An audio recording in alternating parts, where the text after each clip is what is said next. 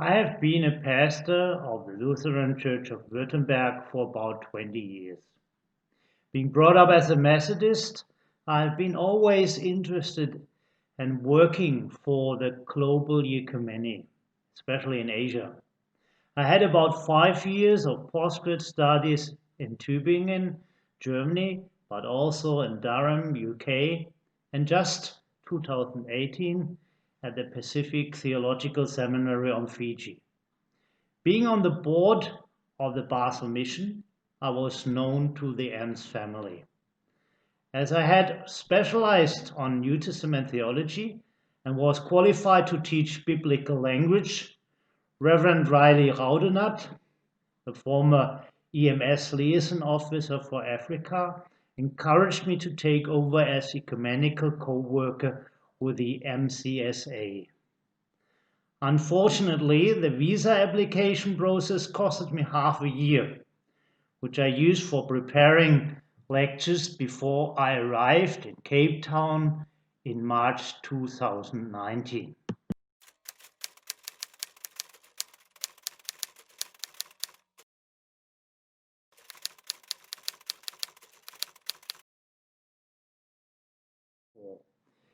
Apart from Tunisia and Egypt, but I met African partners on my ecumenical projects. So I got to know Reverend William Valentine and Afiba Mapeka at Bad Bol. And visiting with them, Bishop Schlemm gave me my first impressions of the Moravians in South Africa. Apart from that, I had only rudimentary information of post-apartheid South Africa, especially from my uncle's family enjoying retirement in Clayman and another relative killed on a farm incident. So this rudimentary knowledge was improved when I prepared with Reverend Gregson Erasmus, the MCSA co-worker at Stuttgart. So I was expecting a very diverse country and got a lot of warnings, especially on the dangerous security situation on the Cape Flats. What I met then, when I arrived, was a country more beautiful and colorful, but even also more segregated than I thought. Experience in Asia, I tried to keep under the radar of the criminals, but I was always alarmed when I went step by step deeper into the Cape Flats, and when my house alarm took months to be repaired. But what struck me most were the Moravians in their continuous struggle with their tradition.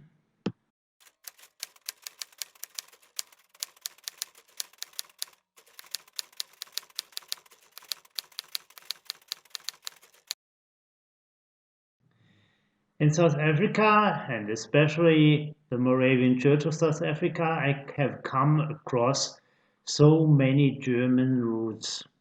So I could understand the interest to invite me as a representative of that tradition to the MCSA and the Moravian Theological Center. And despite of much exchange, the mutual perception had to be updated and upgraded. To tell of the change in Germany since 2015 was one of my main tasks, apart from bridging to the German roots and the partners.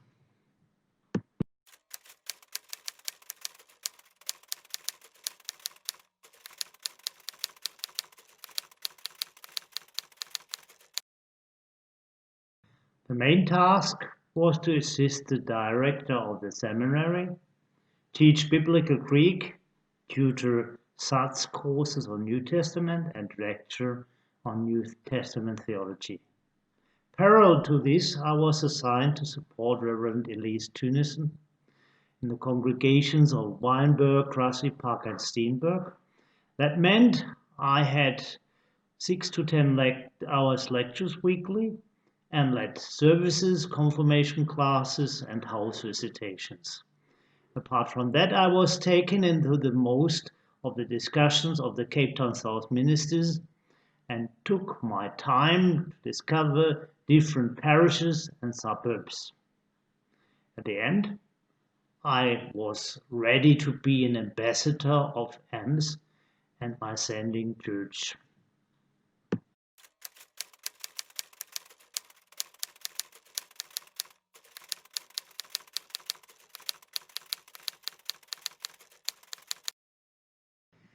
The Lutheran Church in Germany is the mainline Protestant church, mostly the main church in a town. On the other hand, only a tiny minority of formal members are taking part in active parish life. But you are still working for a stable and acknowledged public institution. The Moravian Church in South Africa reminds me to my upbringing in the active Methodist minority free church and its commitment. Similarly, the Moravian Theological Center is nearer to the seminaries and Bible schools than to the theological faculties I have worked at. You're working right with the challenged students.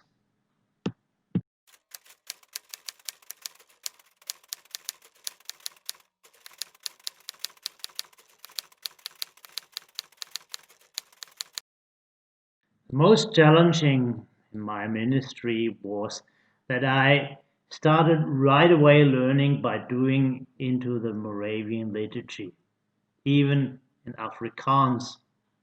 The most blessing has been to experience being accepted and effective, with the Holy Spirit not stopping only at language barriers. At the seminary, teaching sophisticated Greek on the basis of poor English and Afrikaans grammar handicapped me, and I'm more German than I thought. But at the end, I was blessed by the progress of the students and especially their theological interest.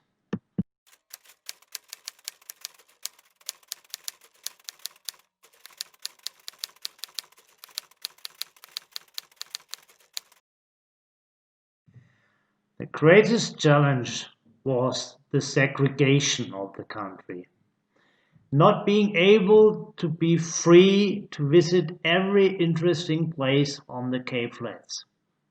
There's a fear of others in the most communities, and I like to get in contact with all people and fellow Christians from all different backgrounds.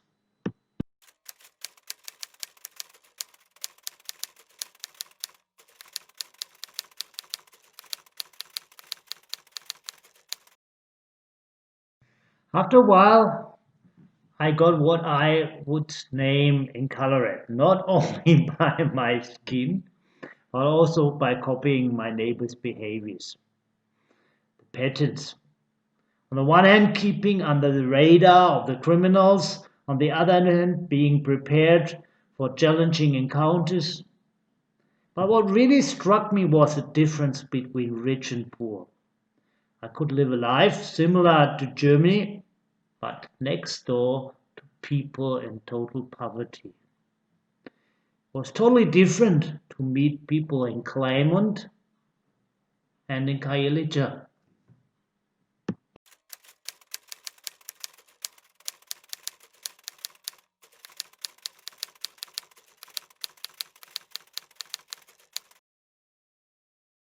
In Cape Town, you can find Africa and Europe and even Asia, the ones present.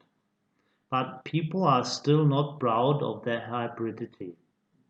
The main difference is that most South Africans are adapting to segregation.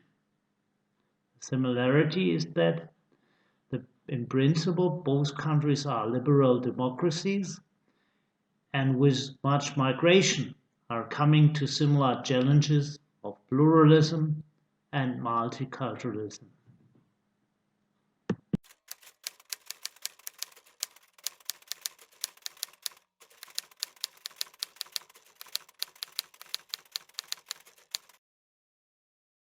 First, when it came to Corona 2020, an interreligious solidarity had started on the flats. It had begun in 2019 facing gangsterism, and that has grown to an amazing project. which I could follow via WhatsApp, even from Germany.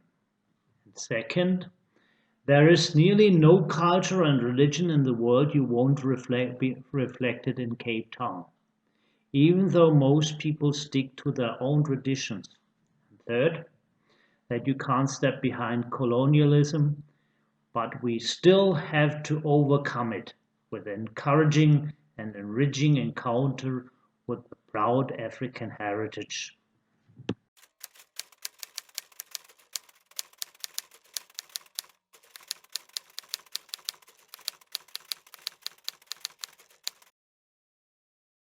I have the privilege to challenge Moravians to share with me the treasures of their special festivities. Leidensweek, August 13th, and the Kinderfeast, liturgical traditions the MCSA seems to preserve even better than the German Moravians. At Easter morning, I was reminded to traditions precious for German Lutherans like me too. But when it came close to Christmas, I discovered myself being very German, looking for the winter setting, a real Christmas tree, or the Advent traditions and the market, the packed cold churches with many services. Even hearing the same tunes and hymns couldn't repay me. So for the 26th of December, I fled to Germany to enjoy the season until January 6th, because in South Africa, all ended up only with summer vacation. As a former Methodist, I was aware of the special Moravian agape and Eucharist, which I enjoyed. But coming from a progressive background, I still stick to the plurality of different modes of celebrating services, even with the sacraments. But anyway, I have been fascinated by Moravians now being challenged to revise their precious traditions and liturgy. And I hope they won't forget that they have kept hidden treasures.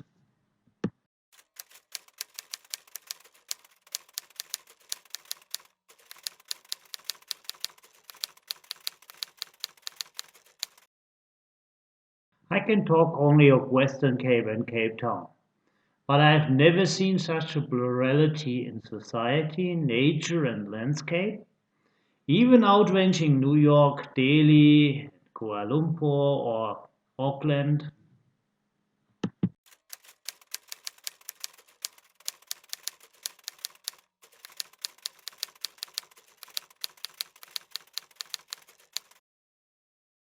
After some weeks, I was able to minister regularly, and I was overwhelmed that not only my servants and house visitations and confirmation classes were welcomed, but also that people received me as a Moravian brother only with an esteemed German background. This hospitality was definitely fostered by the amazing colleague Reverend Elise Tunison, who has become really a motherly friend to me.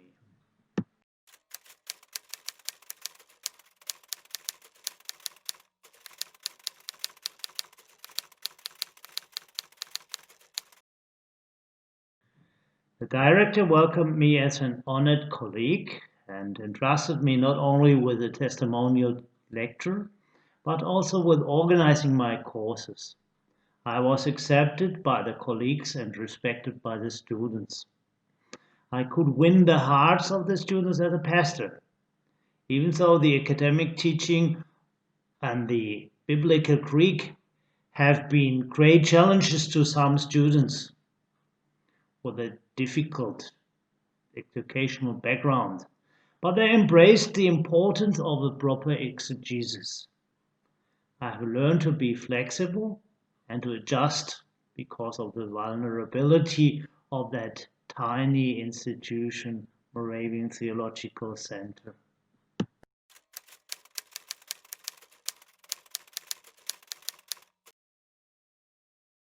The MCSA will have to discover and esteem its spiritual gifts And there should be a real exchange in between the different EMS churches, also apart from the old Central Europe.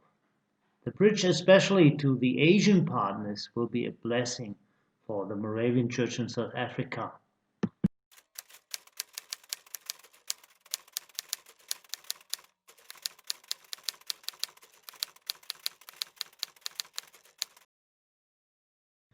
Most Germans know of the struggles to overcome apartheid. On the one hand side, Germans like the sunny side of the South African tourist paradises. On the other side, we are shocked to hear of AIDS, gangsterism, corruption, poverty, and even white people fleeing the region.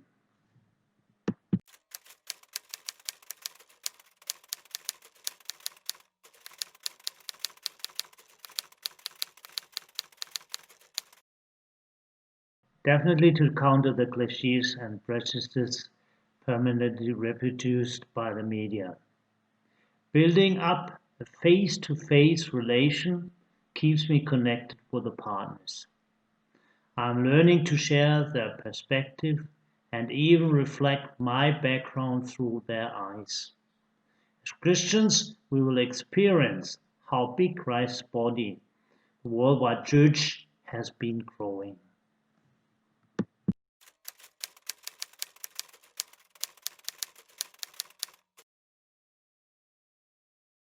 As a lecturer, the books on Hebrew. Privately, unfortunately, the swimming trunks. But all the other stuff I packed, I could mostly use.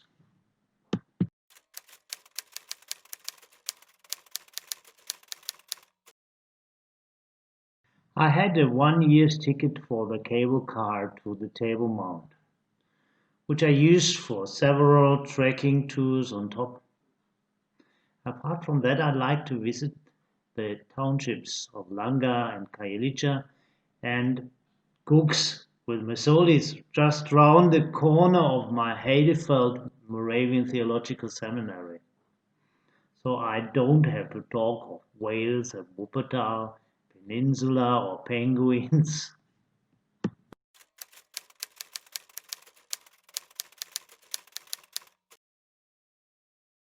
Visiting Mesolis, gardens and Table Mount and even a German schnitzel restaurant with my students. Experiencing, on the other hand, Heritage Day in Elim, in Gnadental and in Langa.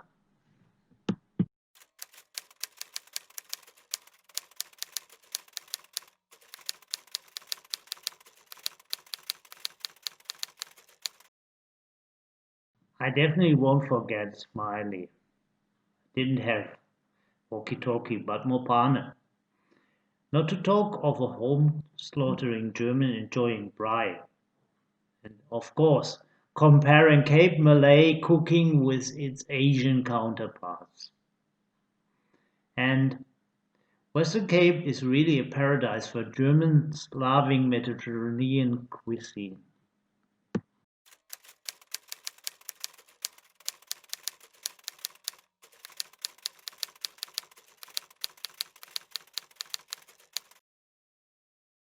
The Moravian Church in South Africa can refresh its crucial part in the foundation of the identity of the people of color in South Africa. The Moravians can rebuild bridgeheads of a Christian community, uniting people with such different and hybrid backgrounds, becoming a catalyst of a new strength for the Rainbow Nation. With such a spirit of brother and sisterhood, of such colorful backgrounds, the tiny Moravian Church of South Africa could encourage even EMS to take up a new level of exchange, overcoming inherited lopsided relationships.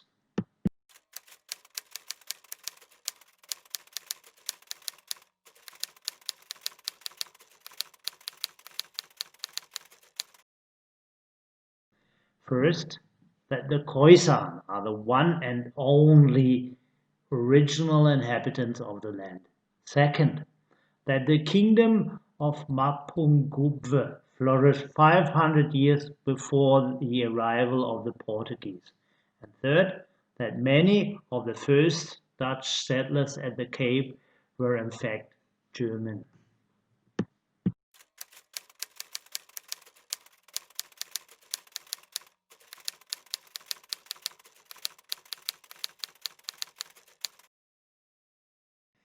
The Moravian Church in South Africa is definitely rooted in the firm Moravian assurance that at the end of the day no crisis can destroy that church.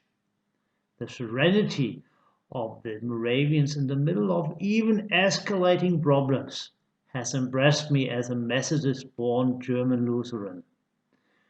On the other hand, German churches have taken their active role in influencing the surrounding society and taken up even political responsibility regarding the existential questions of human survival, like taking an active stand in environmental and migration issues or social justice.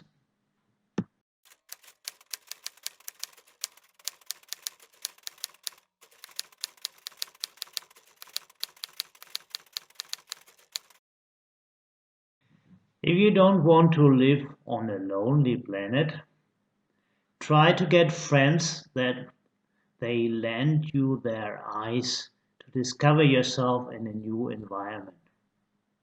And be sure, God's family can bring together the most diverse people. We have to learn from each other to win back this planet as God's common present to us.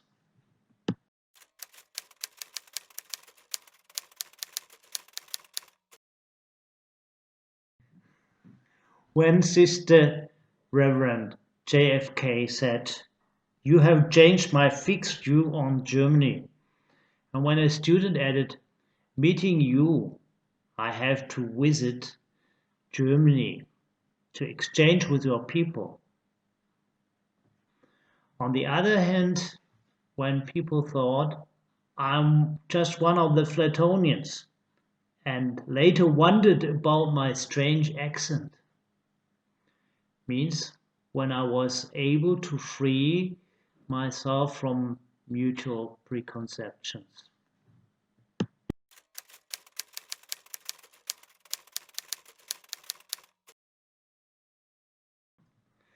Flexibility and humility.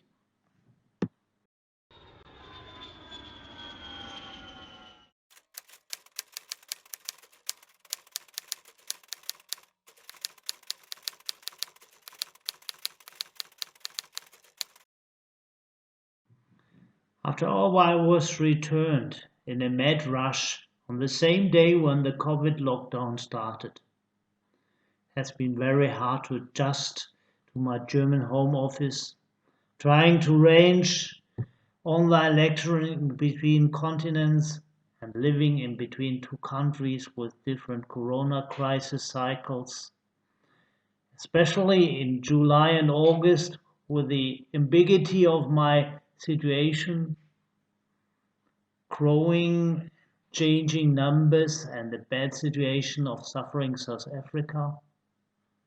And in the end, when hope returned at the Cape, COVID has come back here.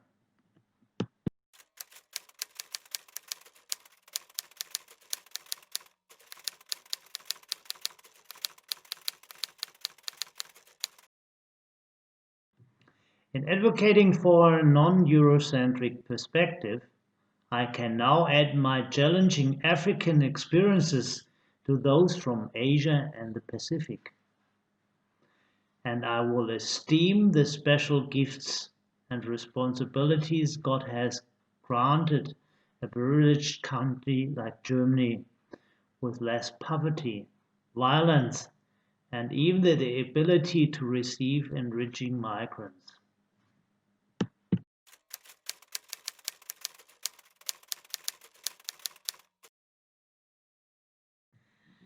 I hope at the end that my short stay can be just a small contribution to recognize the great potentials of the Moravian Church in South Africa. I hope that some of my students stay the course and that their studies will bring them sometimes to visit Germany, as they are dreaming of now. That will be enriching, definitely to both sides. And I hope that the great challenges of the Moravian Church in South Africa will strengthen their projects and that they will give a contribution to solve the problems other EMS churches will face sooner or later. Like the demons of poverty, racism, drugs, sexism, xenophobia, environmental issues. It is good to know that the Moravian Star Project I have been privileged to support will take up these problems. Thereby, the Moravian Church of South Africa will inspire neighboring communities, churches, and even the EMS family. So God will.